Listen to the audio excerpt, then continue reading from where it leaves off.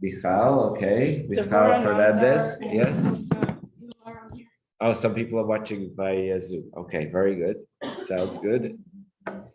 And sorry? Rotem. Okay, Rotem Black.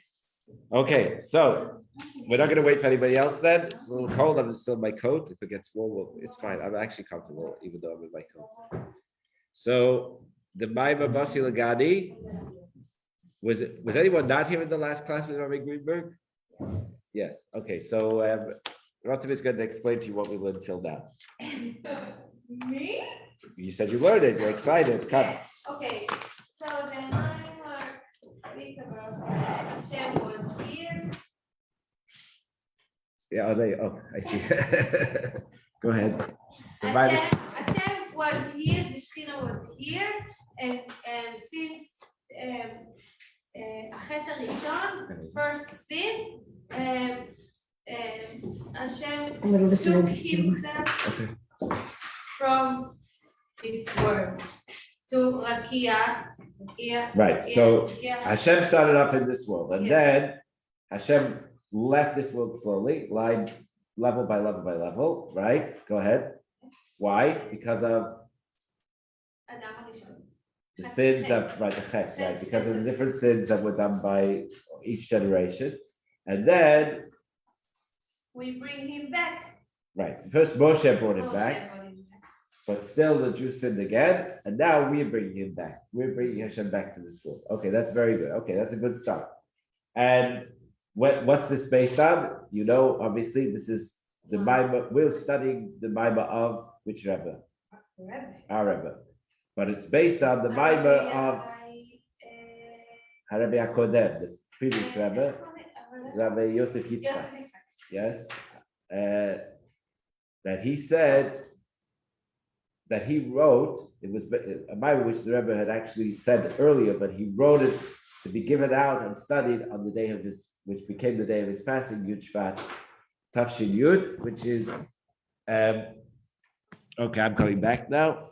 Very good. So Rotem was paying attention. So this is, that's how they see me.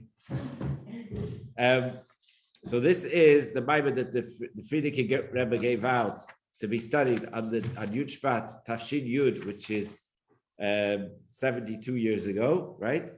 And then it turned out that day he passed away, and this is seen as the Bible which sums up his life. And then, based on this, the Rebbe gave Ma'amarim, which are talking about what our job is, what our role is in this world, and especially in this generation, which is the seventh generation. So. Kol Hashvin Chavivin, the seventh is the most precious, yes. And you studied, I was told to Achakach, but I'm not sure which one. You studied just turned over the page, or you went down to the bottom of the page already? No, you just did till the top of the page. Okay. So now, this Maimer of the Frierdiker Rebbe is really 4 Maimarim and 20 paragraphs. And the 20 paragraphs of this Maimah, the Rebbe says that each of these 20 paragraphs is corresponding to 20 years. It's one of the 20 years. So the Rebbe started, the first year was Tafshin Yud Aleph. The Rebbe explained the beginning of the Maimah, and then each year after this, the Rebbe explained the next piece of the Maimah until he finished in 20 years. So what happened after that? Started again the next 20 years. And now we're already on the 4th cycle, right? So 72 years, we're in the 4th cycle, the 12th chapter. The 12th chapter is in the second Ma'amar, the Maimah, the third Maimah of the Hemshech Basi Lagadi. Hemshech means the series of Maimarim. So the Frierdiker Rebbe gave out 4 Maimarim. It's called the Hemshech because they all follow one from the other. They're all continuing the same idea. And the third Maimar is the one that in which this paragraph that we're studying now that corresponds to this year is to be found. So, having explained how The neshama left the world and we're bringing it back into the world. In the third mamar, which is the one which contains this 12th paragraph, we're not yet up to the 12th paragraph. The 12th paragraph is only in the next section at the bottom of the page. But now we're just talking about this mamar in general.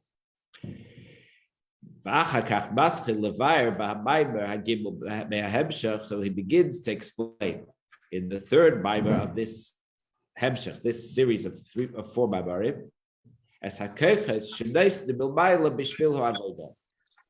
powers that are given to us from above for our service. We have a job to do, but Hashem gives us kochot, He gives us powers to be able to do that job.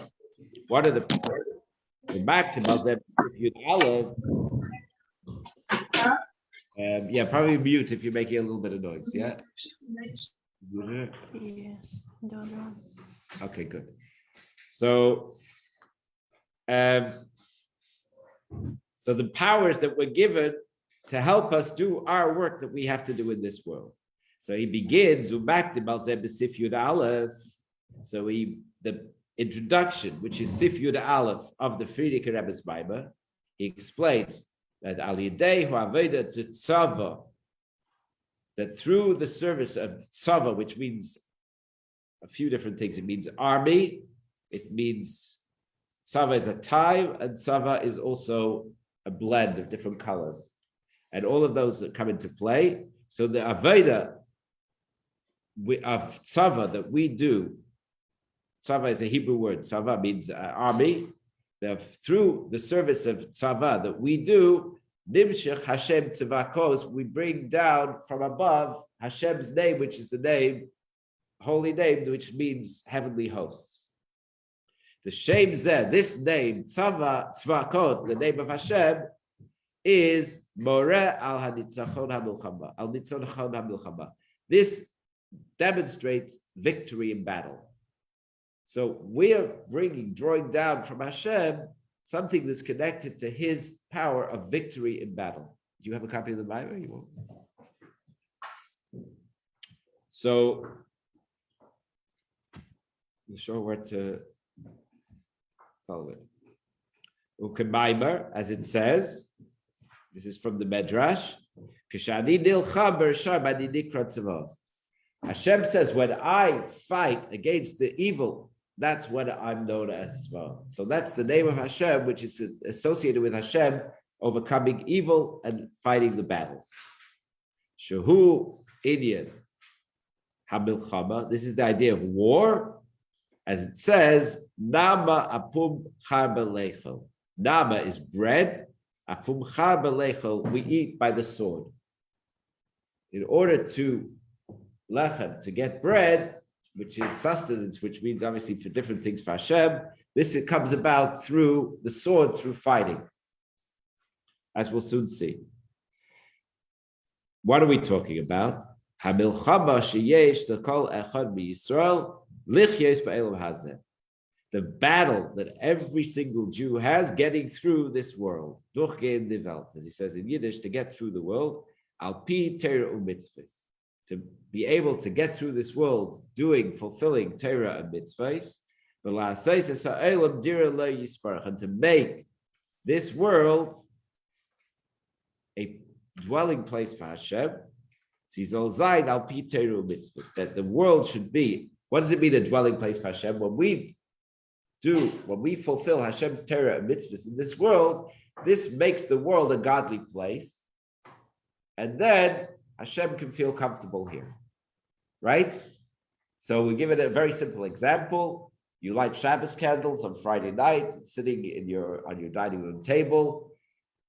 Why do I think of this? When I go to Cleveland always to visit my wife's mother, so they have over there, say I walk down the street, it's like a suburban street. So you walk down and you look across the driveway and you see, it's a very Jewish area over there. Every house is sitting down to the Shabbos table. You go house by house by house down the street, and you see that every house you see inside, people are sitting to the Shabbos table.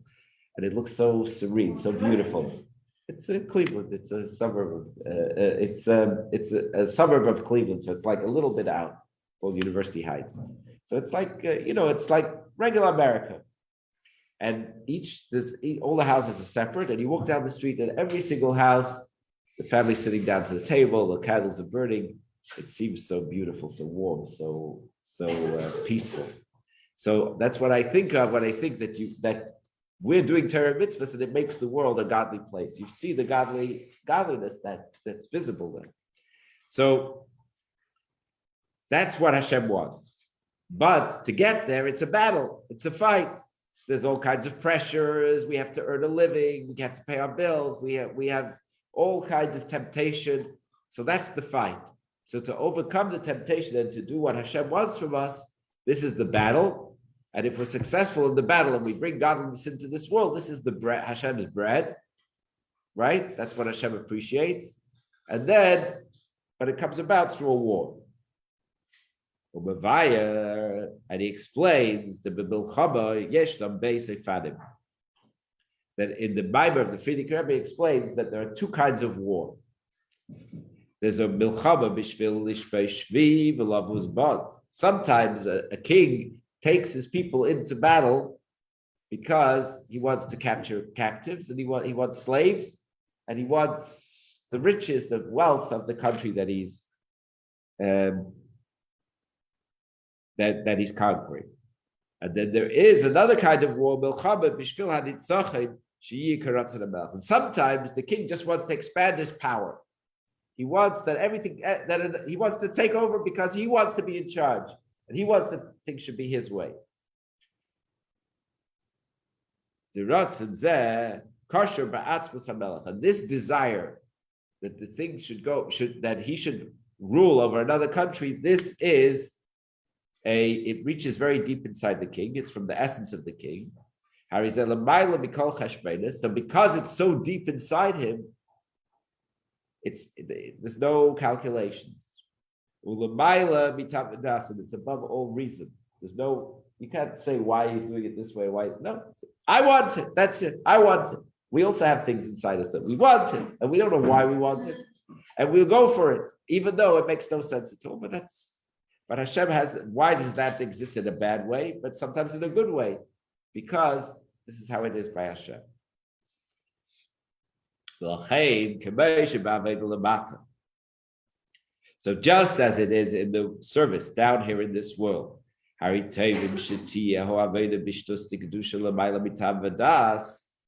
demand from us is that we should go crazy in a good way to accomplish what Hashem wants for us, right? Shtustik Kedusha means we go crazy in a good way.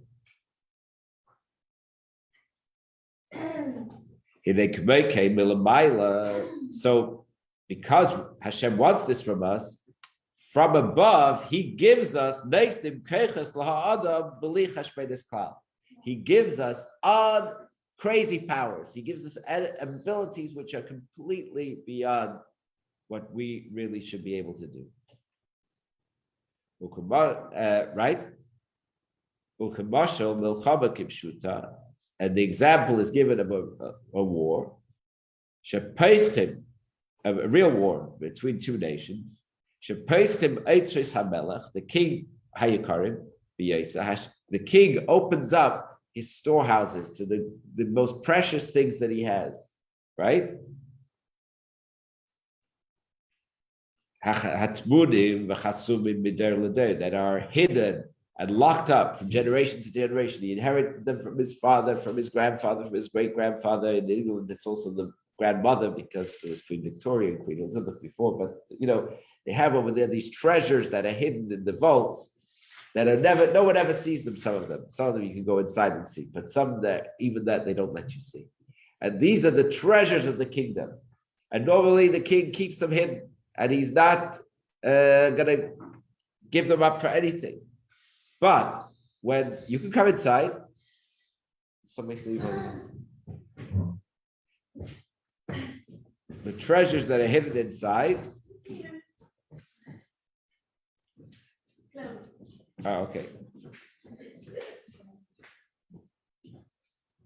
And they give them, what do they do with these treasures? They give them to the Sari Hapkidim, to the officers of the army.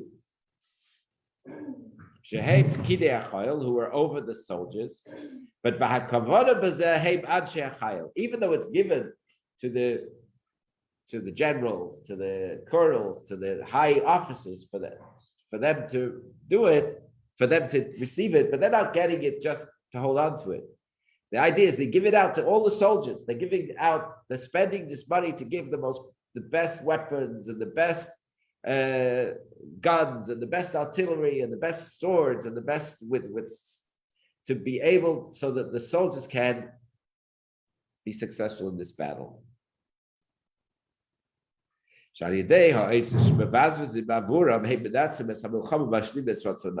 through the treasures that are wasted, literally, it means you give it away. Levazvez is to what? To waste. Yeah, waste. You waste the treasures because you want it to go to the soldiers because the soldiers can use this to complete the will of the king. But how we waste it? Hashem is wasting it. In other words, he gives us things that are so powerful. Yeah, he just gives. He's not holding on to anything. And soon we're going to come to more about this in a minute. This is what Aros is about. So we're getting there, but we're almost there.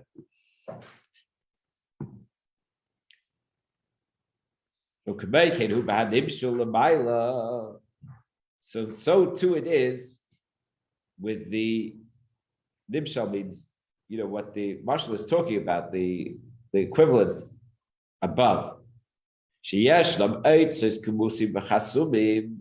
There are hidden, locked up treasures. The king doesn't even use for his own needs. But because he wants to be successful in this battle, for victory in the battle, these are opened up, and they're given to the soldiers.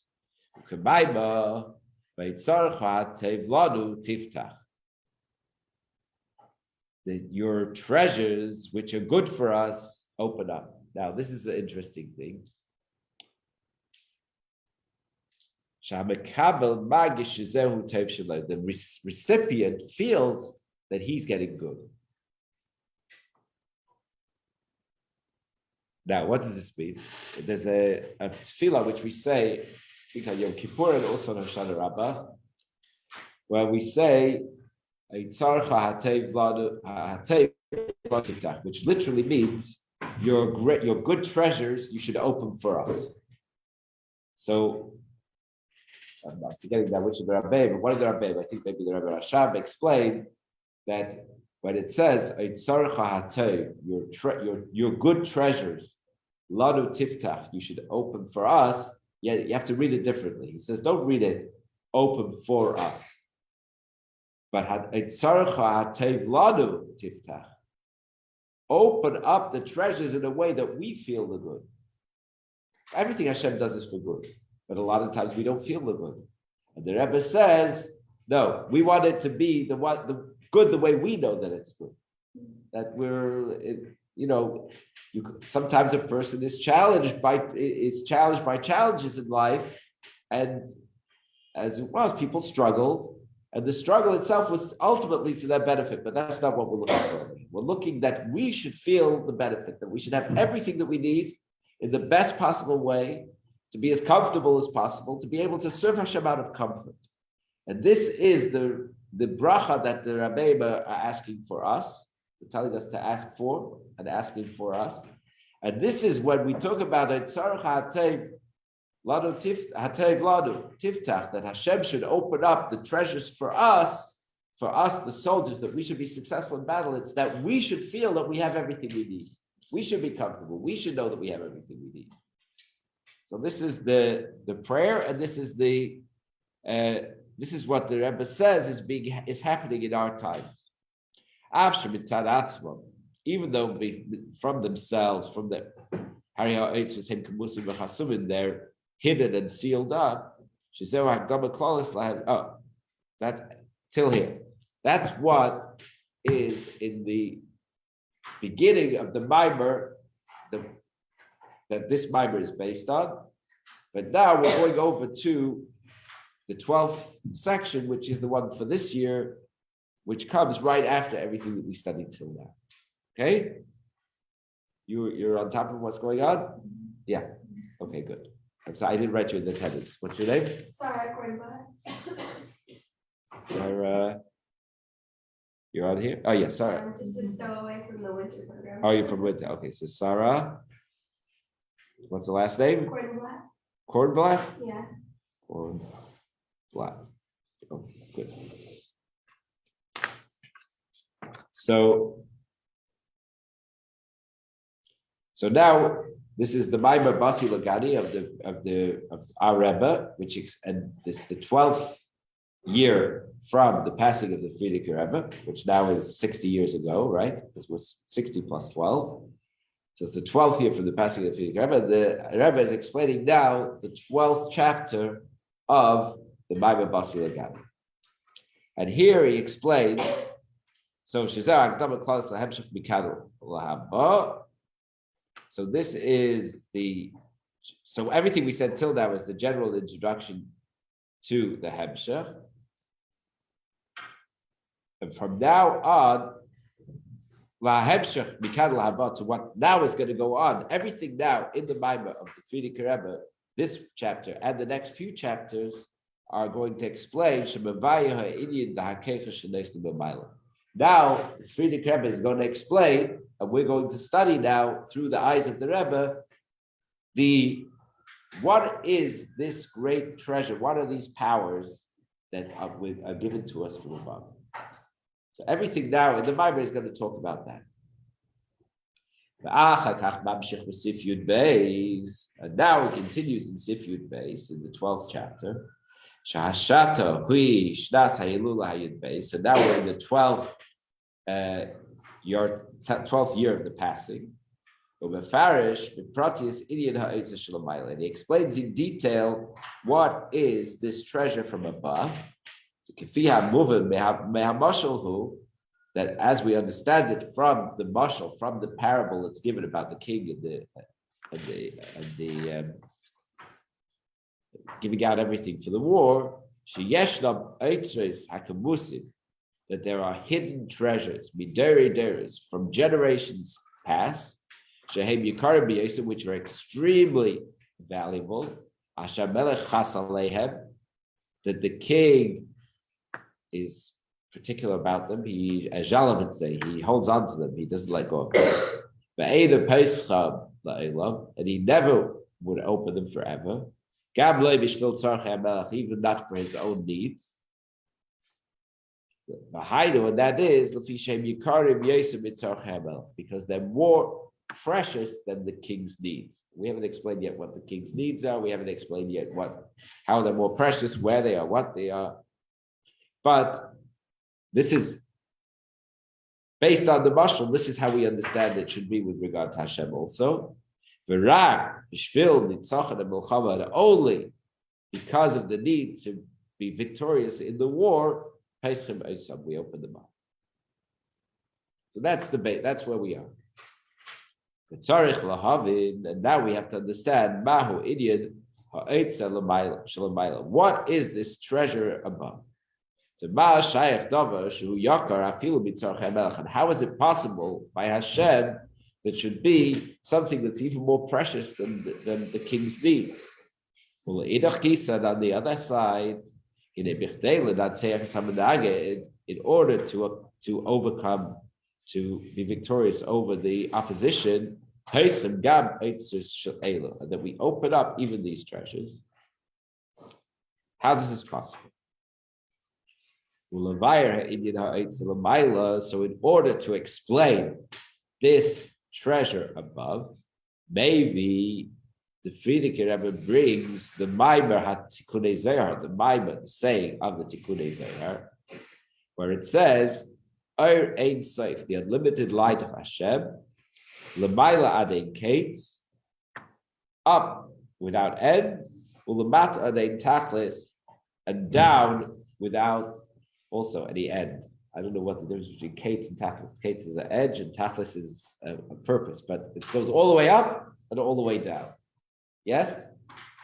Again, Our Ein Sof, the limited light of Hashem, up as far as you could go up and beyond, and down as far as you could go down. L'mayla ad ein kates, u'lemata ad ein tachlis. This is the same of the Tikkunei Zohar. U'mavayir bazeh, the Frierdiker Rebbe explains this Maimah of the Zohar, the Be'er Ein Sof yeshnei pirushim. When you're talking about the unlimited light, there are two ways that you could translate the words unlimited light. One is Ein Sof, the light of the unlimited, and the other one is Ein Sof, the unlimited light. You understand the difference between the two? Ein Sof means the light of the unlimited. So Hashem is the unlimited, right? And that light of the unlimited comes down to this world. Hashem shines his light into this world. That's one way of translating. So it's the light of the unlimited.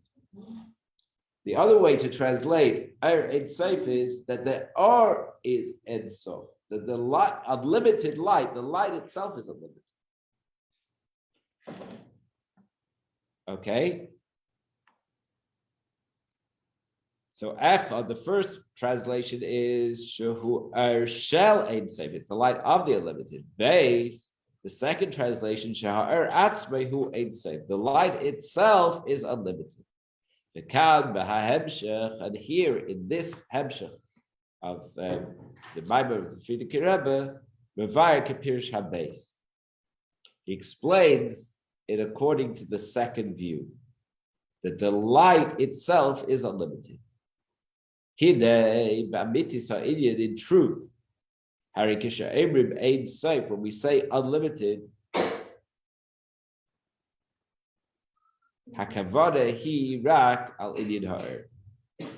you could only really be talking about the light. Why?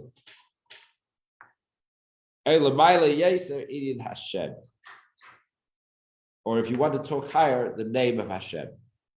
So the name of Hashem is the emanation, it's coming out from the essence of Hashem. The essence of Hashem needs no names, but it says in Chassidus in many places that a name is the way we relate to something. So I forgot your name. Devara. So, right. So Devara, when she's home, she doesn't need a name. She knows who she exists. But if I want to call her, I have to say Devara, and then I can call, right? So, and when I say Devara, she looks around and she knows I'm talking about her. So the way that we relate to Devara is through her name. But Devara for herself doesn't need a name. So a name is about the ways that Hashem relates to us through the various names. Vavke, Elokim, all the names of Hashem, Tzvakot, which we're talking about here, Tzvaz, these are the names of Hashem. And he says that the Shem Ve'erhu Inyan Echad become a pratim.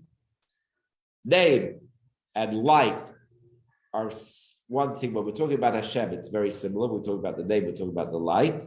So the light, the emanation, what comes out from Hashem is like the name of Hashem.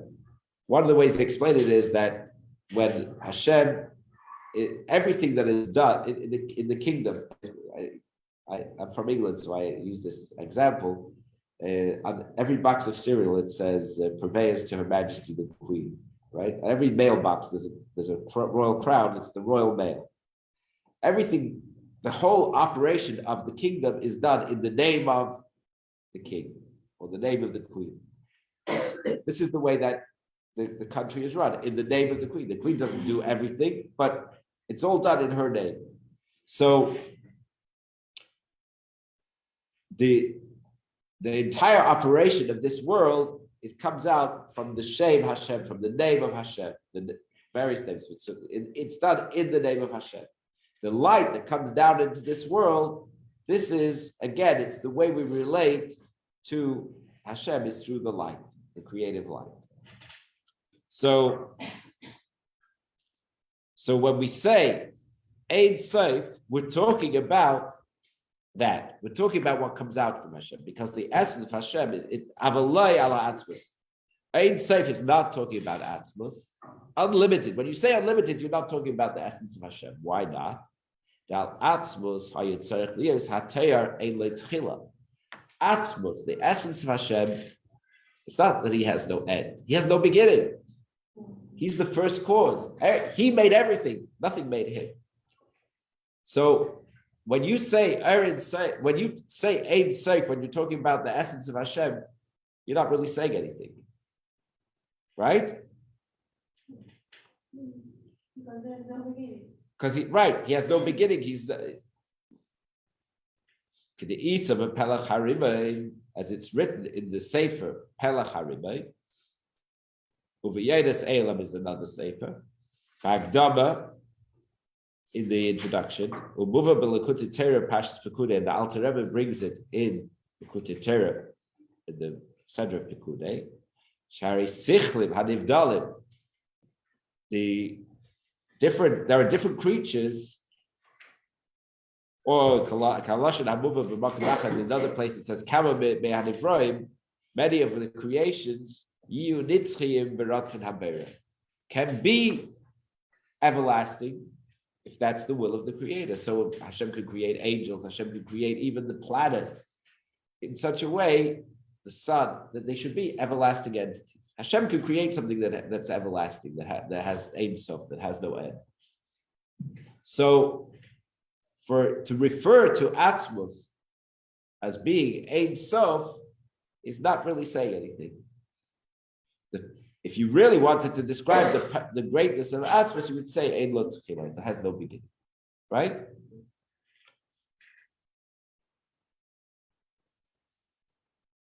Because these creatures that Hashem creates, they have no end, but they do have a beginning. They're created by Hashem. So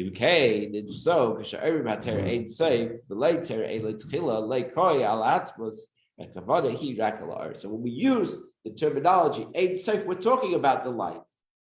So this light of Hashem is itself Ein Sof, not just from Ein Sof, but it is Ein Sof. This is very important to understand in this whole story over here. What time we go to? Quarter after? Sorry? 9:50. Okay.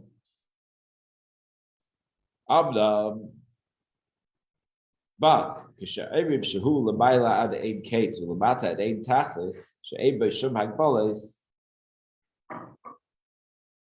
הרי שהאור עצמי הוא אין סוף באמיתיס בלי שום הגבלות כלל.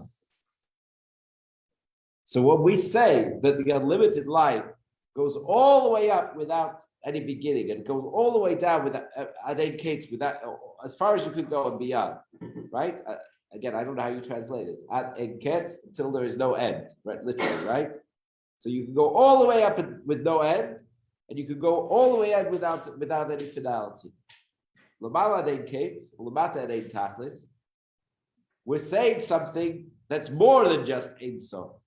We already said Ein Sof, right? And now we're adding Elo Ketz, Elo Tachlit. It goes all the way up and all the way down. So what does it? It means it has no limitations at all. So we're saying that this light, this unlimited light, is completely without limitations. Surely, that's a contradiction. We're talking about light. It's just a shine.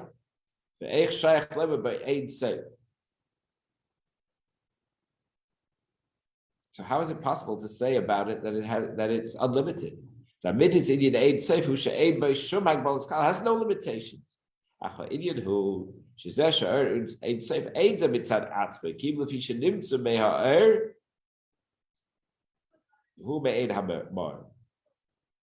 The reason that this light is unlimited is because it comes from the light, and it is light like the light, the luminary, the thing that it's that's creating its light, right? Ma'or is the light, ma'or is the thing that makes the light, right? So ma'or, we turn on the light bulb is the ma'or, the light that comes out of the light bulb is the or.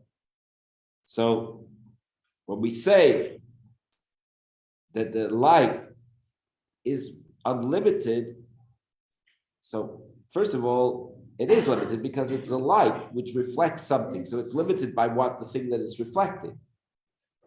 But we say that it's not limited because it has in it the characteristics of the thing that it is reflecting. Did I explain that clearly? It has in it, it is me'ed, it's similar to its source. Correct, very good.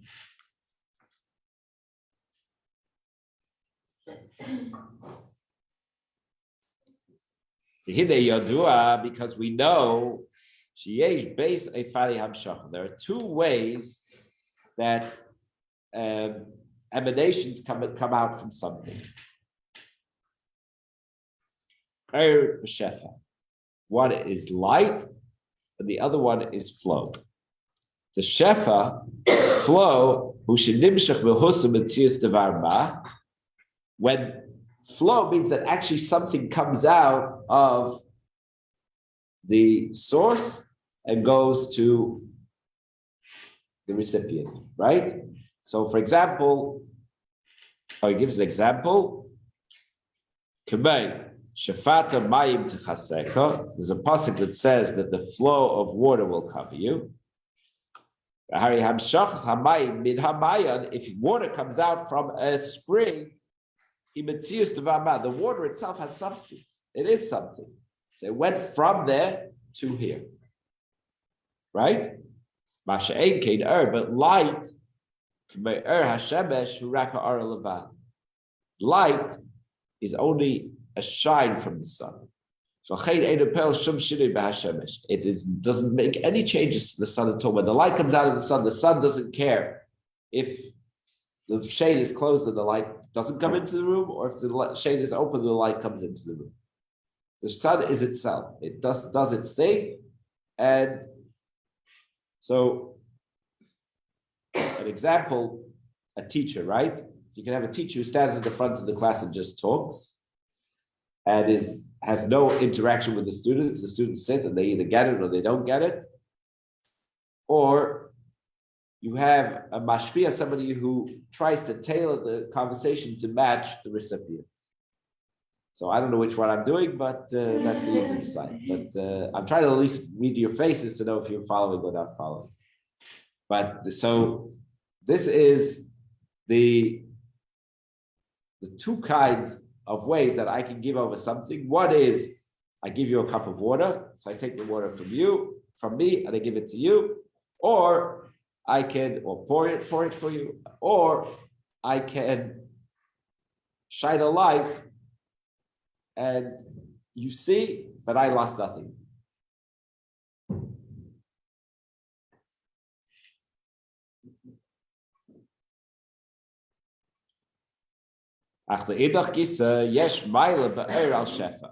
So the maila of shefa is that I actually gave you something. The maila of is, what's the advantage of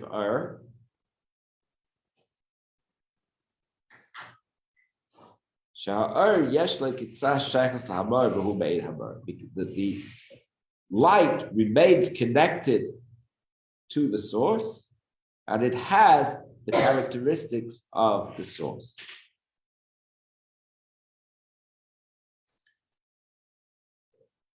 As explained in the earlier Maimarim, this means the Rebbe's earlier Maimarim of that same year, that through the light we can get to know the luminary. So the luminary, the source of light. Right? So when we look at, if we get to know the light of Hashem, that helps us to know the essence of Hashem. So we want to know Hashem. That's the purpose of Chassidus, is to get to know Hashem, right? Hashem is unapproachable, but His light that comes into this world is structured in such a way that through that light we can know him. Yes? So how we know him? I'm going to stop here actually. How do we know him? By studying his life. So in the Chassidus, you don't have a debate if there's Hashem or not. Come on, I'll introduce you to him. I'll let you get to know who he is, how he works, how we see him, how we see his effects in this world. That's the way that we get to know Hashem. But you have 3 minutes left, so just if you have any questions about what we said, or if you comments, or if you completely didn't understand something, now is the time to say. That doesn't help us get to the next stage, right? But we have tomorrow. We're going to continue tomorrow. We're going to do the next part. I'm doing the same thing that Rabbi just moved the first. That you just finished from that question and then it just, Rabbi, we want more. Okay. It's literal. So you got more or less got it? Yeah, comfortable? All right. Thank you.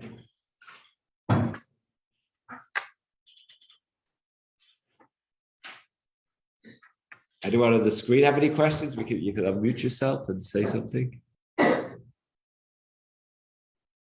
Anyone's listening over there?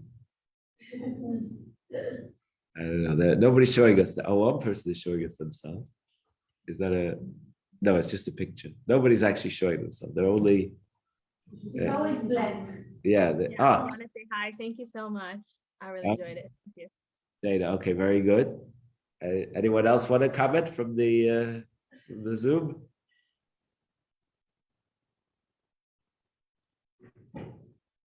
So I guess that's the difference. When you teach a class by Zoom, it's just there's no feedback. It's all one way. But when you in the room, at least I can see the faces. All right, we'll see you tomorrow, Mitzvah Shem. Same time, same channel.